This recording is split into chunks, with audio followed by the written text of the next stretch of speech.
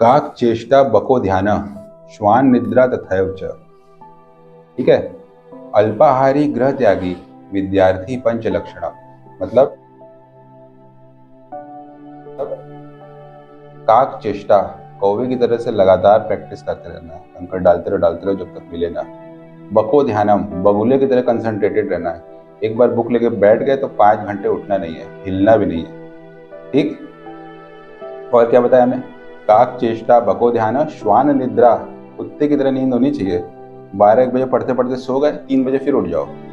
ये नहीं कि 12-12 घंटे सो रहे हैं। नींद कम होनी चाहिए। अल्पाहारी, खाना कम खाना है। बहुत भरपेट खाना खा लोगे तो नींद आ जाएगी, सो जाओगे तो पढ़ोगे कब। गृह त्यागी, घर छोड़ने के लिए तैयार रहो, पढ़ने के लिए, कोचिंग के लिए, कॉलेज के लिए। अगर ये 5 लक्षण हैं तब आप विद्यार्थी हैं, तब हम तुम्हें कोई नई चीज़ सिखाएंगे। ठीक है। तो आज हम कुछ नई चीज़ें बताएंगे, लेकिन क्या तुम्हारे अंदर 5 लक्षण हैं? नहीं है सर। इस जमाने में जो बर्तन थे वो मिट्टी के बनते थे। इंसान ने पहले सीखा मिट्टी से बनाना, लेकिन फिर ये गल जाते थे। तो सेकंड चीज ये हुई कि अगर इन बर्तनों को धूप में रख दो तो पक्के हो जाते हैं। तो पक्के बर्तन उसके बाद आए। इस तरह से इवोल्यूशन आगे बढ़ा। और फिर पहले आया कॉपर के बर्तन और कॉपर के हथियार, उसको बोलते हैं कॉपर एज। उसके बाद आया आयरन एज। आयरन एज में लोगों ने सीखा कि लोहे से जो है वो हथियार बना सकते हैं, और ये आयरन ज़्यादा हार्ड होता है, तो कॉपर वालों को आयरन वालों ने मार के भगा दिया, कॉपर आउटडेटेड हो गया। पर ये दोनों मेटल होते हैं, और मेटल जो है वो रिएक्टिव होते हैं, ऑक्सीजन के साथ, हवा के साथ रिएक्ट करते हैं, और ये रस्टिंग हो जाती है इसमें। तो फिर आया एलॉय का समय। लोगों ने सीखा कि अगर कॉपर में कुछ चीज़ें मिला दी जाएँ तो ये और ज़्यादा स्ट्रांग और बेहतर हो जाता है। तो आया ब्रॉन्ज बना, और इसी तरीके से लोहे में कुछ चीज़ें मिलाई गई तो स्टेनलेस स्टील बना। तो पहले बर्तन जो है कॉपर के हुआ करते थे, फिर घर के बर्तन जो है वो एलॉय के बनने लगे, तांबे के, पीतल के। बहुत दिनों तक तांबे पीतल का राज था। उसके बाद आया एल्युमिनियम। एल्युमिनियम सस्ता था, बनाना इजी था। तो एक टाइम ऐसा था जब किचन के सारे बर्तन एल्युमिनियम हुआ करते थे। और उसके बाद एक नया आविष्कार हुआ स्टेनलेस स्टील का। ये ऐसा बर्तन है कि अमर होता है, न इसमें रस्टिंग होती है, न कभी खराब होता है, न कभी टूटेगा। आज तक किचन पे जो है वो स्टेनलेस स्टील का राज चलता है। और फिर उसके बाद आया प्लास्टिक। और प्लास्टिक में ये फ़ायदा था कि ये बहुत सस्ते होते हैं, किसी मोल्ड बना लो, और डिस्पोजेबल होते हैं। इतने सस्ते होते हैं खा के फेंक दो। तो जो चाय के छोटे छोटे प्लास्टिक कप से लेकर के पॉलिथीन से लेकर सारी चीज़ें आई। फिर पॉल्यूशन की प्रॉब्लम आई। ये हुआ कि भाई प्लास्टिक को हमें हटाना पड़ेगा। उसके 2 सोल्यूशंस बने। पहला तो ये कि प्लास्टिक की जगह हम पेपर यूज़ करें डिस्पोजेबल के लिए। दूसरा ये कि साइंटिस्ट लोगों ने एक बैक्टीरिया की खोज की है जो प्लास्टिक को भी डाइजेस्ट कर सकता है। अभी तक प्लास्टिक नॉन बायोडिग्रेडेबल था, मतलब अगर समंदर में पड़ा है, नदी में पड़ा है, तो 1000 साल तक पड़ा रहेगा, कभी डिस्ट्रॉय नहीं होगा। लेकिन अब इस बैक्टीरिया की खोज हो गई है, तो आगे चल के क्या होगा, एक बड़ा सा पॉन्ड बनाएंगे डिस्पोजेबल, वेस्ट डिस्पोजेबल के लिए। उसमें इस बैक्टीरिया को कल्चर करेंगे, और शहर के कचरे का जितना प्लास्टिक है सब उसमें डाल देंगे।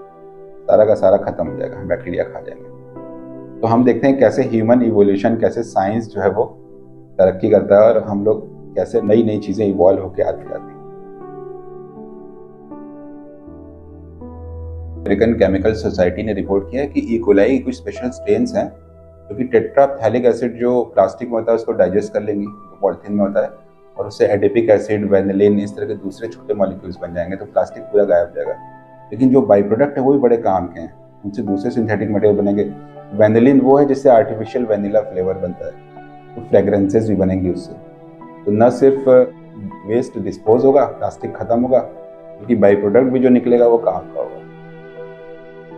फिर मेरे दिमाग में एक नया आइडिया आ रहा है कि इससे एक नया इलाज बन सकता है। मान लीजिए बच्चे ने प्लास्टिक को कोई खिलौना निगल लिया है, तो फिर वो बैक्टीरिया वाली एक टैबलेट खाइए ई कोलाई की, तो आपको कुछ ऑपरेशन कुछ करना नहीं पड़ेगा, पेट में दर्द सब भूल जाएगा प्लास्टिक का टॉय।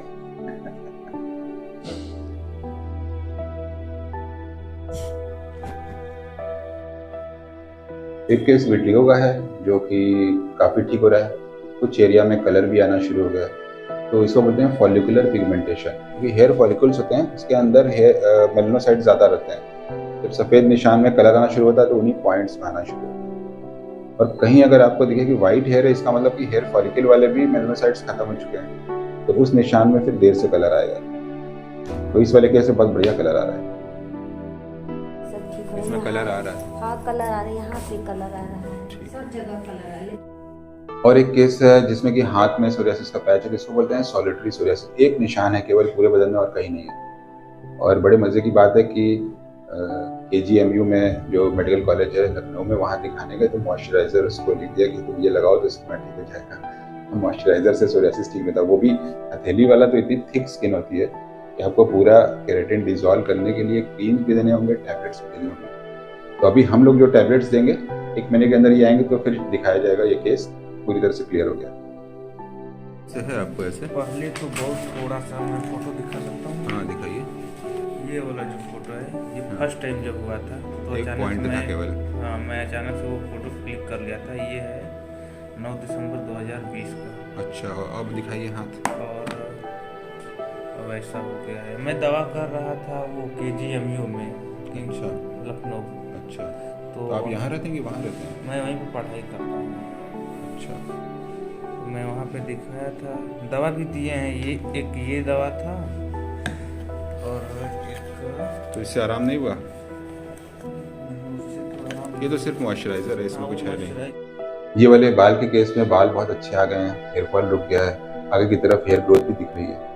तो जो भी व्यक्ति बाल की दवा करता है उसको आगे तो दिख जाता है, बीच में दिखता नहीं। बीच में भी छोटे छोटे बाल होते हैं, पर बालों की ग्रोथ 1 महीने में 1 सेंटीमीटर से भी कम होती है। तो जब आप दवा शुरू करेंगे तो 3rd मंथ के बाद आपको इतने इतने बाल सब जगह पूरे स्कैल्प में दिखेंगे, और फिर अगले कुछ महीनों में उनकी लेंथ बढ़ती है, फिर डेंसिटी बढ़ती है।